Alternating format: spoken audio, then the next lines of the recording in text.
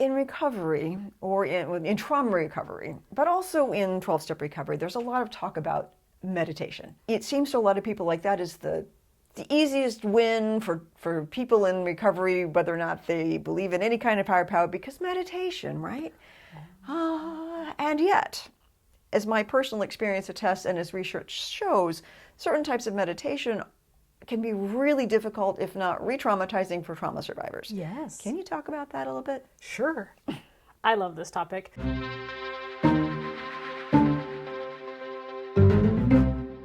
The thing is that if you ask a trauma survivor to quiet their mind.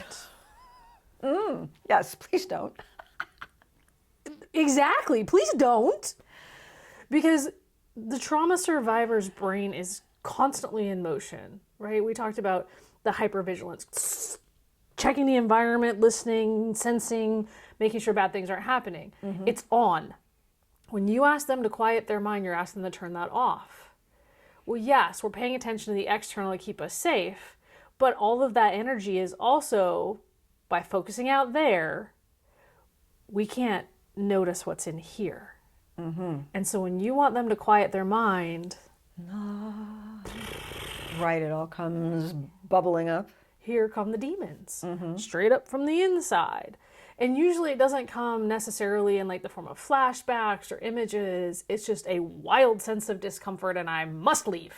I have had that until I changed my type of meditation attempt. Yes. Yes. And there's actually, and the same thing can happen like with yoga and some of these other activities that are meant to quiet the mind, not empty it, quiet it. When you are doing yoga or meditation, I prefer mindfulness, which is a very specific thing that is separate from meditation on its own.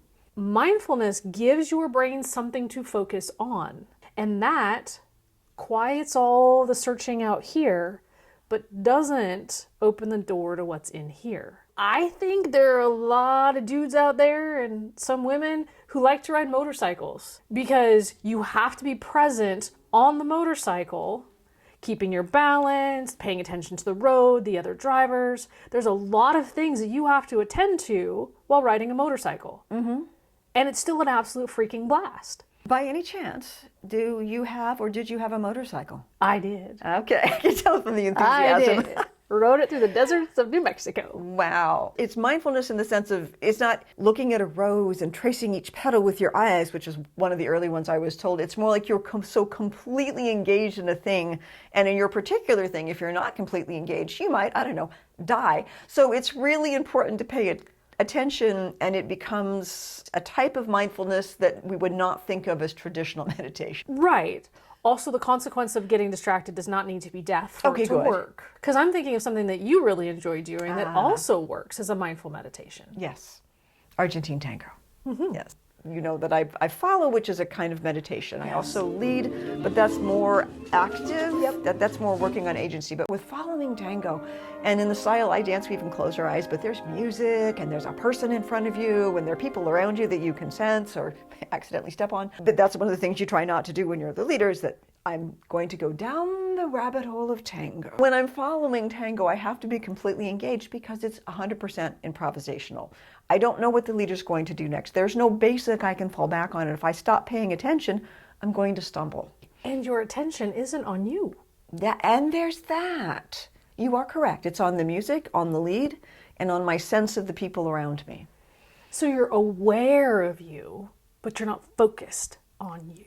So is that one of the hallmarks of mindfulness, is that you're aware of yourself but not focused on yourself? At times. And the thing about mindfulness is that you can find apps, you can find trainings, you can find a whole range of things. Because again, we don't have one definition for healing. We sort of have a definition for trauma, and it's really vague. It's about being overwhelmed by what happened.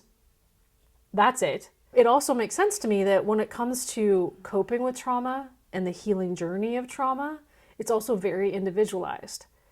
It's just hard because if you don't know that and you don't know what to look for, then it's really hard to piece together what you need for yourself. You stumbled on Tango. I did. I've been a dancer my whole life, but Tango, I just sort of wandered into a class and then fell deeply down the path of Tango for about 20 years. I'm curious if something like cooking Yes. could be mindfulness. Cooking something new in particular, something that you've made 1,000 times that you can have an entire conversation while you're making. Yes and no. Now that would be a very much depends on the person And category. how complicated the recipe is. Yeah, but if you've made it 1,000 times, you might actually even be pulling it from memory. So that's a little bit different. It's not mindful. Even if you and a friend, you and a partner, were going to make a meal together, particularly having to follow a new recipe, now you're paying super close attention to, well, how big are the pieces that I need to slice? And are we stirring this? Do we flip it over? Like, you're paying very close attention to what the food is doing. And are you moving through the recipe properly? And so it can be a very mindful activity. And probably a lot better than sitting around thinking about that terrible thing that happened 20 years ago. There's a time for that too. There is a time for that too. Yeah. And I think this is the misconception too, that people seem to think, I have the expectation that you're going to feel all the feels as they hit you 24/7. No. Oh, God. No. Okay. So part of that healing is also, can you step in and tolerate it? And then you get to the point where you can't. And then you come out and you go cook something.